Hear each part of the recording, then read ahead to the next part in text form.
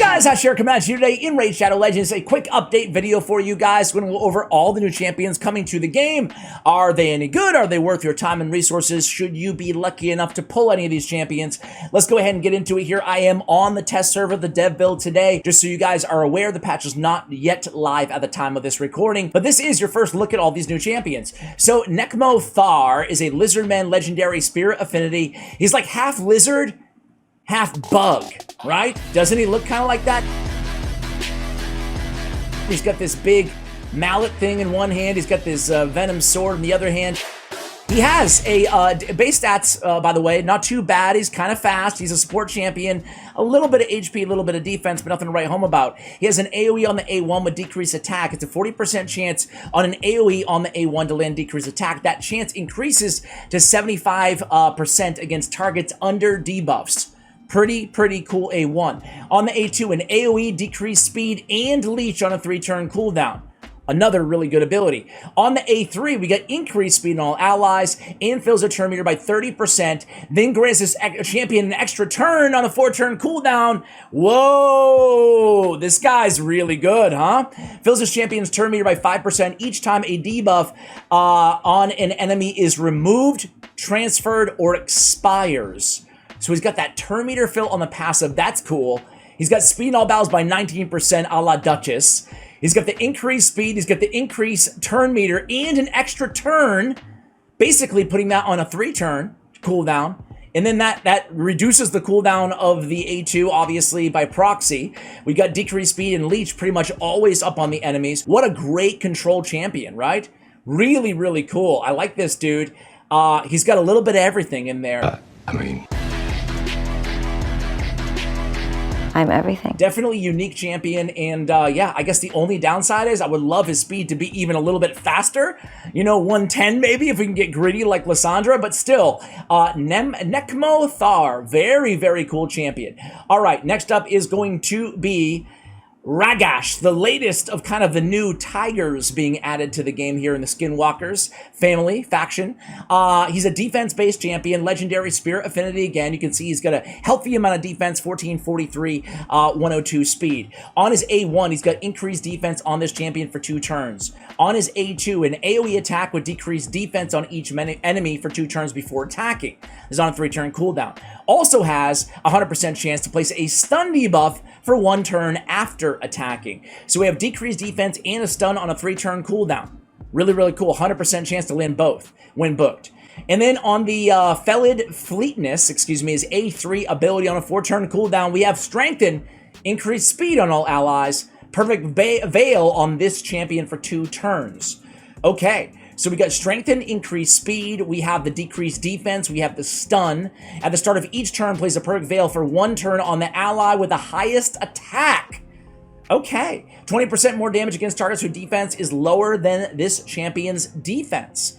Interesting to see how much damage he will put out there. Overall, I think he's a pretty compelling champion, right? He's not... Okay, defense in all battles by 30. Great aura as well. Yeah, I think he's a really solid addition to the game. So far, both legendaries get high scores from yours truly. All right, Demon Spawn. We have another legendary champion. This guy looks scary.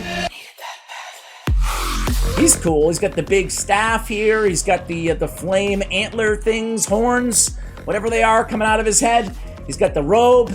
His name is Hepfrock. Such a lovely name. On his A1, he's an attack-based champion with 1553 base attack, 99 speed, and pretty squishy. On his A1, it places an extra attack if this is a critical on the A1. On the A2, an AoE places an extra hit on targets with less than 50% HP after the first hit. Each hit will ignore 15% of the target's defense on a 3-turn cooldown. And then Megalomania, his A3, another extra turn ability, guys. We get increased attack, increased crit rate for 3 turns on a 4-turn cooldown, then grants an extra turn. So you start this out and then come in with the A2, it's really going to come down to how hard does this hit when compared to some of the other best nukers out there, right? Can he stand his own against a Trunda A2 or A3 ability? How are the multipliers going to be? We already have the, again, each hit will ignore 15% of the target's defense with Savage and Helm Smasher. Could definitely be a compelling arena champion with the self buffs going into that extra turn on the A2. So definitely can't wait to try this guy out, but a lot of it's just going to be dictated facilitated by his multipliers when we receive those. Next up is going to be Truoth. This is a Dark Elf, legendary Magic Affinity champion. On the A1, attacks one enemy, heals this champion by 5% of their max HP, heals this champion by 10% of their max HP instead if they have 50% HP or less, okay? HP-based champion as well. An AoE attack on a 4-turn cooldown. Plays a Perfect Veil on all allies except this champion for 2 turns. Also plays counterattack buff and a strengthen buff on this champion for 2 turns. I saw counterattack and I get excited immediately. Wow! They're finally adding a 4th counterattack champion, but it's not on an AoE, it's only on himself, and this is on a 4-turn cooldown. All right. On the A3, this is a 4-turn cooldown as well. Heals the target ally 20% of this champion's max HP, then balances the HP of all allies. The HP of all allies will be brought to the level of the ally with the highest HP. After balancing, have an ally protect on the initial target for 2 turns. Passive, decrease the cooldown of the A3 ability by 1 turn for every 10% of HP this champion loses. Okay. Before that passive, I was like, this guy kind of sucks. This guy really sucks. But this Transmute Pain makes him interesting, because as we know from champions like Sinesha, this sort of a heal, the equalization, is really powerful. It's essentially a complete heal. It works out being for most of the occasions that you use it. So one of the more powerful heals in the game.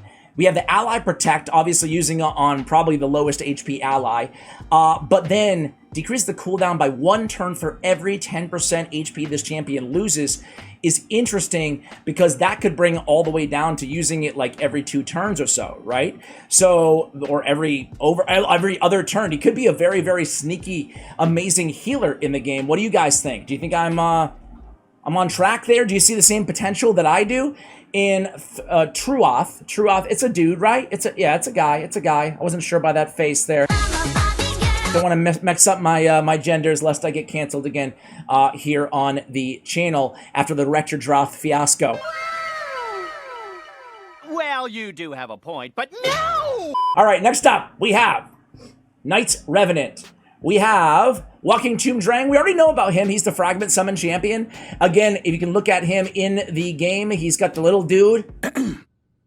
Hello, how are you doing today? The little fella kind of sitting in a chair on his back. That's kind of interesting.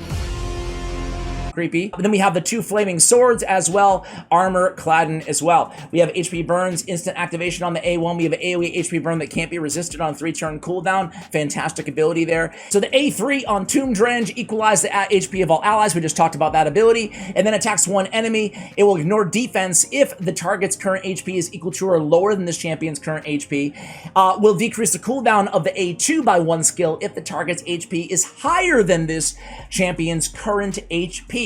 Then we have Reflex, 30% of the damage this champion receives back to the attacker if the champion has 50% HP or more. Deals 30% more damage instead if this champion has less than 50% HP. And then he has HP in all battles by 30%. You can see his base stats here too. 23k HP, pretty solid, and 1100 on the defense, 99 on the speed. Now we have this champion. This is a very cool aesthetic here, right? It is Shemnath. Shemnath is a Magic Affinity Knights Revenant legendary champion. Again, really, really cool look. Really cool look, but is he any good? Please, look at me. I am a woman. Let's go ahead and take a look here. Attacks one enemy 2 times. Each hit has a 50% chance of placing decreased defense on the A1. On the A2, transfers all debuffs on a 3-turn cooldown when booked. Transfers all debuffs from this champion to the target enemy, then attacks that enemy 3 times. The first hit increases the duration of all debuffs on the target by 1 turn. The second hit decreases the duration of all buffs on the target by 1 turn. Also increases the duration of all buffs on this champion by 1 turn after attacking. Pretty cool ability. On the A3, attacks all enemies 2 times. The first hit removes all buffs. The second hit will lower 20% of the target's defense against targets that have no active buff. Very, very cool, right? This is on a 3-turn cooldown, Humbled and Broken. This is an attack-based skill, and his base attack is 1553. Could be a really, really compelling nuker and have utility in other areas of the game, such as Clan Boss as well, with that A2. Increases champion's accuracy by 10 for each buff on each enemy. Wow. And then increases champion's crit damage by 5% for each debuff on each enemy. Stacks up to 100% extra damage on Mana Seeker passive. Wow, this guy looks like he could be a crazy good nuker. We'll have to see what the multipliers are, but the base attack is on point, and the kit really makes a lot of sense, especially when you add that passive into the equation. That's a pretty cool champ, guys. All right, dwarves. Here we go. We have Gottfried Brassclad. And he is certainly brass-clad, guys. He certainly is. This little dude has no room to see, man. No room to see in the armor. I'm a little shy. On his A1, he is a magic affinity, by the way, dwarf, legendary champion. Attacks one enemy 2 times. First hit has a chance of placing decreased defense for 2 turns. Second hit, provoke for 1 turn. On the A2, AoE stun, another 100% stunner on a 3-turn cooldown. All right, so now we have quite a few of them in the game. We have Basatha, we have Basilius Ronus, we have the first guy that we talked about, the lizard dude. We have, or actually was the second guy we talked about, the tiger dude, I think. We have Astrolon. So yeah, there's starting to be quite a few AoE guaranteed stun champions in the game. Vow of Dwarves is an A3 ability on a 3-turn cooldown, plays an increased defense on all allies for 2 turns, then removes any decreased defense and weakened debuffs from all allies. Could be an interesting kind of cleanse-ish type thing for the arena. Going after like Madame Ceres or something like that, replacing them with increased defense, but you would have to go in time before the nuker went on the enemy team. Either way, pretty cool ability. On the A3, Brassclad, passive effect. Whenever an ally is attacked while under block damage buff placed by this champion, has a 75% chance, make it 100 when booked, of placing a stun on the attacker. Interesting. And then the active effect is on a 4-turn cooldown. If an ally is about to get killed by a fatal hit, blocks incoming damage and places a block damage buff on them for 1 turn. So this is interesting. He could be on a go second arena team. He has a lot of defense, very tanky, right? He could be on a go second arena team. He could keep somebody alive, right? Essentially, you know, whoever gets nuked down first, he'll keep them alive, put a block damage, stun the attacker who placed that or who killed them, right? Because of the passive effect. And then he can come back in here and he can, get rid of all the decreased defense in the weekend, replace them with the increased defense, and then he can come back in and CC on his A2 ability. So definitely a interesting champion. I like him. Now we have here, honestly, all these, they've all been legendaries, but they're all pretty cool. They're all pretty good in my estimation. We have another Spirit Affinity. Where's all the Force Affinity champions, man? Kira, excuse me, the Watcher. So she looks cool. She's got like a Demitha kind of look going on with the armor, but even cooler looking, right? I like the helmet. Man, they outdo themselves with how well they do the art on these champions. I love it. A lot of defense on a defense-based champion. 1409, 104 speed. On the A1, decrease attack. That's a 70% chance, not bad. An AoE on the A2, 3-turn cooldown, 100% chance when booked, of decreasing the duration of all enemy buffs by 1 turn. Also has a 100% chance of placing a decreased accuracy. Okay. Ally Protect on all allies except this champion. Also places an increased defense buff on all allies for 2 turns. This is a 3-turn cooldown. We get the big version of increased defense and a 50% ally protection. And then the Besieger's Bane passive. Whenever an ally is attacked while under an ally protect buff, places an increased attack debuff on the decreased attack, on the attacker for 1 turn. So more damage mitigation. Pretty cool damage mitigator, guys. I'm not gonna lie. I still like, a champion like Kyoku, I think a little bit more on face value, but I'm comparing, one of the better tanks with another really, really nasty tank added to the game here. All right, guys, there we have it. Those are all the new champions coming to the game. I also wanted to show you really quickly, guys, the champion vaults. We have the new reserve vault, guys, and I actually have the cost of all of these slots to open. So go ahead and check those out here, guys. You can see on the screen from 0 to 10, obviously it's free, and then 32, 36, 40, and so on and so forth. If you guys want to go ahead and take some screenshots there just so you know what it's going to cost you to go ahead and max out your champion reserve vault there. I do like that the price, is overall quite a bit lower than your main vault, but it is still really expensive, obviously, if you're adding all of these up, right, to unlock every single one of these slots. Guys, I want to throw a final question to you regarding the champions, like the new champions being added to the game. Do you get excited for new champions like this? Do you like hearing about them? Do you wish that you could pull X, Y, or Z? Or are there already enough champions in the game where you just, it does nothing for you, right? You're not excited about new champions being added. I'm curious how you guys feel. Personally, I get kind of excited just to see who they are, what they look like, what they do, especially if they're adding something new to the game. So I'm all for new champions. However, I also, at the same time, I guess I'm riding the fence a little bit. At the same time, I want, you know, more than just new champion patches added to the game, right? I would love to see more buffs to the rare and the epic, especially Void Affinity champions. We've made that case a few different times here on the channel, how valuable, how expensive, I should say, Void shards are. Those champions ought to be better, especially the rares and the epics. But either way, guys, I digress. Let me know how you feel in the comments below. Thank you for watching, and as always, take care, guys. So, Nekmo Thar, Nekmotad, Ragash, Ragash, Hepfrock, Hafrock, going to be Truath, Truith, Walking Tomb Drang. Walking Tomb Drang, It is Shemnath. Shemnith, We have Goffried, Brassclad, Gofrid Brassclad, Kira, the Watcher. Kira the Watcher.